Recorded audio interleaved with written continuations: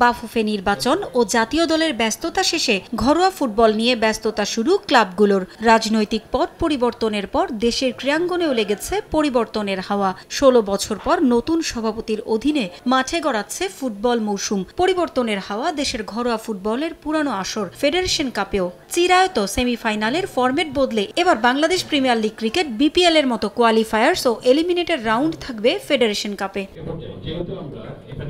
10টি ক্লাব 2 গ্রুপে ভাগ হয়ে অংশ নেবে এই আসরে। গ্রুপ এতে আছে Bashundhara Kings, Bangladesh police FC, Brothers Union ও ওয়ান্ডারার্স। গ্রুপ বিতে আছে 2 চিরপ্রতিদ্বন্দ্বী আবাহনী মোহামেডান, চট্টগ্রাম আবাহনী, রহমতগঞ্জ ও ফকিরেরপুল ইয়ংম্যানস। নকআউটের সেরা 4 দল খেলবে কোয়ালিফায়ার ও এলিমিনেটর ম্যাচ।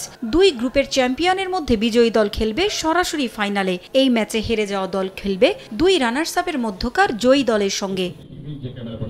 সব দলকে সমান সুযোগ দিতেই ফরম্যাটে পরিবর্তন এনেছে বাফুফে। 3 ভেন্যুতে হবে ফেডারেশন কাপ ফুটবলের খেলা। বসুন্ধরা কিংস, ময়মনসিংহের রফিক উদ্দিন ভূঁইয়া স্টেডিয়াম ও কুমিল্লার শহীদ ধীরেন্দ্রনাথ দত্ত স্টেডিয়ামে অনুষ্ঠিত হবে ম্যাচগুলো।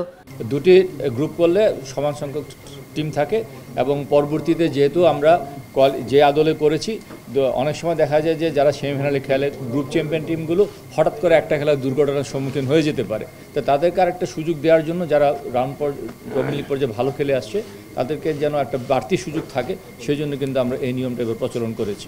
সরকার পরিবর্তনের প্রভাব পড়েছে দেশের ফুটবলেও। শেষ সময়ে এসে নাম প্রত্যাহার করে নিয়েছে শেখ জামাল ও শেখ রাসেল। ঢাকা আবাহনীও খেলছে বিদেশি ফুটবলার ছাড়া। তবে এতে করে ফেডারেশন কাপে প্রতিদ্বন্দ্বিতা কমবে না বলে জানান পেশাদার লীগ কমিটির চেয়ারম্যান ইমরুল হাসান। ক্লাবগুলো যারা ব্যবস্থাপনা ছিলেন তারা যেহেতু ক্লাবগুলো ছেড়ে দিয়েছেন, এর বাইরে অন্যান্য যারা ডিরেক্টর ছিল তাদের কাউকে আসলে আপনারা জানান একটা পট পরিবর্তনের পর তাদের কারোর সাথে আসলে যোগাযোগ করা সম্ভবপর হয়ে ওঠেনি। হ্যাঁ, আবাহনী তুলনামূলক দুর্বল দল আপাত দৃষ্টিতে, কিন্তু আমার মনে হয় আবাহনী স্থানীয় সংগ্রহ আমার গত কয়েক বছরের তুলনায় এবার অনেক ভালো হয়েছে।